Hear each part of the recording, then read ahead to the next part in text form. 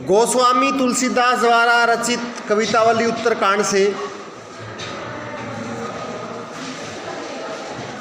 इसका पद्यांश नंबर 1। किस भी किसान कुल बनिक भिखारी बाट। इसमें तुलसीदास जी कहते हैं कि संसार में मजदूर, किसान, व्यापारी, भिखारी, चाकर, चपल, नट, चोर, चार चेटकी, भिखारी, बाट, नौकर, चंचल, नट, चोर, सेवक, सेविकाएं, पेट को पढ़त गुण गढ़त चढ़त गिरी। अपना पेट भरने के लिए ये सारे लोग अपना पेट भरने के लिए काम कर रहे हैं और अपना पेट भरने के लिए वे अपने गुणों में परिवर्तन करके पहाड़ पर भी चढ़ जाते हैं। यानी दुष्कर से दुष्कर कार्य भी अपना पेट भरने के लिए वो करते हैं।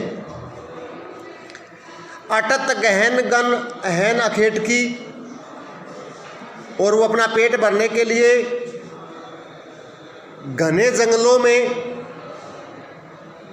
शिकार करने के लिए भटकते रहते हैं। ऊंचे नीचे कर्म धर्म है धर्म करी। अपना पेट भरने के लिए वो ऊंचे से ऊंचा और नीचे से नीचा काम धर्म और अधर्म करते हैं, जिनके अपना पेट भरने के लिए वो कोई भी सीमा लांघ जाते हैं। पेट ही को पचत बेचत बेटा बेटकी। वो अपना पेट भरने के लिए अपने बेटी और बेटों को भी बेच देते हैं। तुलसी बुझाई एक राम घनश्याम हित है। आगी बड़वागी ते बड़ी है अगी पेट की। इसमें कहते हैं कि इस पेट की आग को तो सिर्फ भगवान राम ही बुझा सकते हैं, और इस संसार के जो पेट का जो दुख है उसको वही दूर कर सकते हैं भगवान राम ही। क्योंकि पेट की आग है वो किससे बड़ी होती है? समुद्र की आग से भी बड़ी होती है। कहने का मतलब है कि लोग अपना पेट भरने के लिए ये जो ऊपर सारे दिए गए हैं, किसान, मजदूर, बनिया, भिखारी, बाट, नौकर, चाकर, अभिनेता, अभिनेत्री, नट चंचल नट, और होते हैं वो अभिनेता, इनके जो मंच पर काम करते हैं वो, कि अपना पेट भरने के लिए वो किसी भी हद तक जा सकते हैं। यहाँ तक कि वो अपने गुणों के विपरीत ऊंचे से ऊंचे पहाड़ पर चढ़ जाते हैं, गहरे घने जंगलों में जाकर के शिकार करते हैं। अपना पेट भरने के लिए नीचे से नीचे धर्म और अधर्म करते हैं। अपने बेटा और बेटी को बेच देते हैं। यह जो अग्नि है, पेट की अग्नि, वो समुद्र की अग्नि से भी बड़ी होती है। उसको सिर्फ भगवान राम ही बुझा सकते हैं। अगला पैसेज। खेती न किसान को भिखारी को न भीख। कि संसार में जो मुगल साम्राज्य था उस समय की बात कर रहा है कि उस समय समाज की आर्थिक स्थिति बिल्कुल डावाडोल थी। उस सामाजिक स्थिति बहुत बुरी थी। उस समय न किसान को खेती करने के लिए ज़मीन थी, न भिखारी को भीख मिलती थी, न व्यापारी को व्यापार था, न ही नौकर को नौकरी थी। इस प्रकार जीविका विहीन लोग सिद्ध्यमान सोच बस।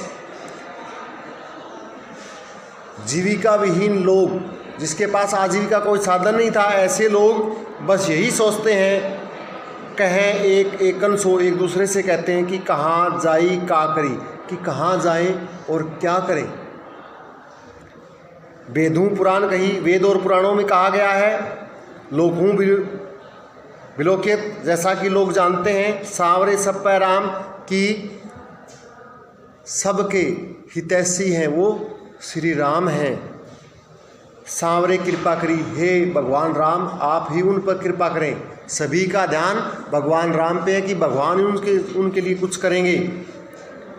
दारिद दशानन दबाई दुनी दीन बंधु, कि उनको जो गरीब लोग हैं, जो उस समय के लोग थे, आम जनता थी, उनको और अधिक दबाया जाता था। दूरित दहन देखी तुलसी हाहाकरी, और उनकी बुरी दशा को देखकर तुलसीदास जी हैं वो हाहाकार कर रहे हैं, उनको बड़ा दुख होता है कि भगवान राम है वही उनको उस स्थिति से निकाल सकते हैं कि उनकी आजीविका का या पेट भरने का या उनकी गरीबी से छुटकारा सिर्फ भगवान राम ही दिला सकते हैं। तीसरा पैरा इसका, दूत कहो अवधूत कहो, रजपूत कहो जोलाहा कहो को, कि चाहे उसे कोई